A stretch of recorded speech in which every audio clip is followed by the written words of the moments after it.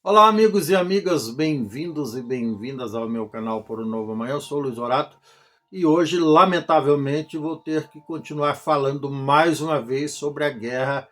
desnecessária, irresponsável e insana dos Estados Unidos contra o Irã. Todos sabemos que no dia 17 de junho, ou seja, há exatos 22 dias, foi assinado entre esses dois países um tratado de cessar-fogo com 14 pontos que eu acabei de divulgá-los no vídeo anterior. Pontos esses que, durante essas 3 semanas, aproximadamente 22 dias, não foram totalmente respeitados. Mas oficialmente até ontem, dia 8 de julho, ou seja, 3 semanas depois da assinatura do Tratado de Paz, do suposto Tratado de Paz, o Donald Trump declarou que declarou unilateralmente, vamos pontuar bem isso, que o acordo tinha perdido a validade, que ele não ia mais respeitar o acordo, como de fato não respeitou. Hoje ele deflagrou, os Estados Unidos deflagraram ataques a mais de 90 pontos estratégicos militares, supostamente estratégicos, inclusive pontes estratégicas importantes no leste do Irã. E o resultado disso foram alguma coisa em torno de 90 pessoas feridas, melhor dizendo, 78 pessoas feridas num primeiro momento e 14 mortos, além dos prejuízos gigantescos que, evidentemente, esses ataques causaram. E, consequentemente, o Irã reagiu prontamente, primeiro de forma como se diz no jargão das guerras, nem sei se é exatamente isso, mas enfim, tentando imputar aos Estados Unidos, e com bastante propriedade, sim, acusando os Estados Unidos de violar o tratado, o acordo de paz, o tratado de cessar-fogo e pior, né, cometer crimes de guerra, porque supostamente foram atingidos alvos civis, e na verdade foram, pelo menos duas pontes no leste do país iraniano, da República Islâmica, foram atingidas e evidentemente isso causa muito transtorno para a população civil. Enfim,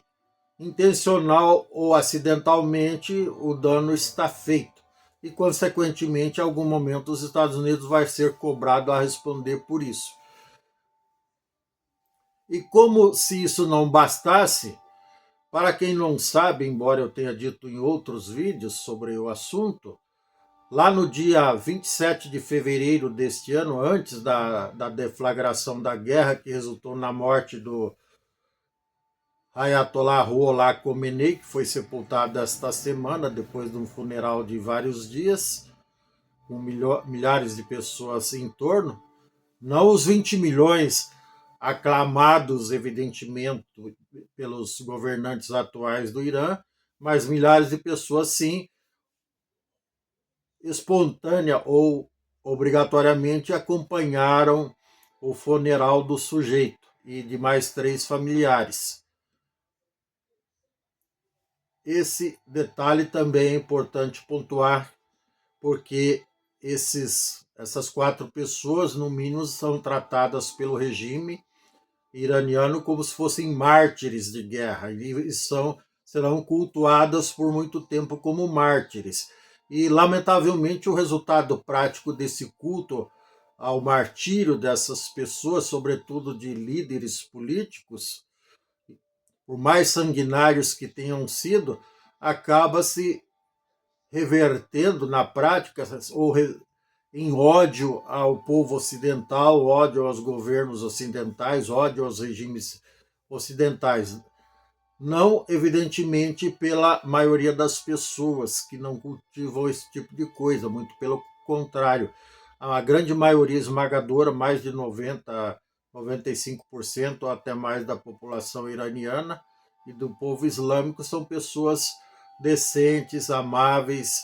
e queridas, mas sempre tem aqueles mais radicais que acabam, de certa forma, integrando ou simpatizando com os grupos terroristas e que invariavelmente acabam ocupando os governos desses países, principalmente do Irã e outros países teocratas ou supostamente teocratas, e disseminando o ódio cada vez mais. Esperamos que essa corrente se encerre agora, nesse último episódio da guerra, e que possamos todos os seres humanos a viver em paz, independentemente da origem étnica, independentemente das convicções religiosas ou ideológicas, políticas e assim por diante. Mas, por enquanto, é isso que tem para hoje, né? Esse ódio desnecessário que,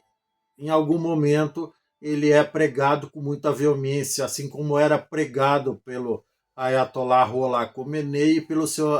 antecessor Ayatollah Khomeini. E o Khomeini era muito mais, digamos assim, agressivo.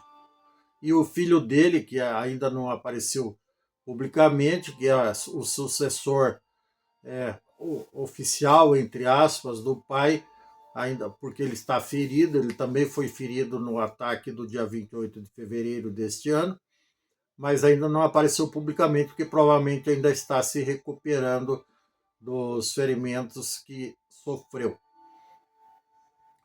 E, além de todas essas consequências desastrosas e danosas e desnecessárias, ainda tem aquelas que afetam o mundo inteiro, inclusive afeta a nós brasileiros diretamente. Por exemplo, como eu estava dizendo, lá no dia 27 de fevereiro, o barril do petróleo Brent, que é o mais usado e comercializado e consumido no mundo inteiro, estava cotado a alguma coisa em torno de 71 dólares, 72 dólares, oscilando entre esses dois valores, e chegou no auge da guerra a 126 dólares o preço desse barril, e oscilou bastante, ficou muito tempo acima de 100 dólares. Com o tratado de cessar-fogo que foi assinado no dia 17 de junho deste ano, ou seja, 22 dias atrás, ontem, antes de ontem, dia 7, o barril de petróleo já tinha voltado ao patamar do pré-guerra, ou seja, estava oscilando entre 71 e 72 dólares, ou seja, supostamente, do ponto de vista comercial da cotação do dólar, a coisa tinha voltado à normalidade. Só que, em virtude dessa declaração de fim do cessar-fogo do Trump, que teve e vai continuar tendo reação da República Islâmica, o dólar já foi cotado, já beirou e em algum momento chegou a ultrapassar os 80 dólares, ou seja, subiu mais de 10% em 2 dias. Isso é muito triste, isso, como eu disse, afeta todo mundo, literalmente, e só traz consequências danosas, traz inflação, traz desabastecimento, traz carestia, traz fome, é tudo uma consequência natural. Por isso, vamos torcer para que essa guerra definitivamente se acabe e que o próprio povo e as autoridades norte-americanas façam valer suas prerrogativas legais e populares e impeçam o Trump de continuar mantendo essa guerra. Lembrando que na semana passada os Estados Unidos, ou melhor, o Donald Trump, presidente dos Estados Unidos, levou uma invertida, na verdade ele levou várias invertidas, uma das quais é relativa exatamente à guerra. E a Suprema Corte norte-americana, que é equivalente ao Supremo Tribunal Federal Brasileiro, o STF, determinou que o presidente Donald Trump não poderia dar continuidade a essa guerra insana,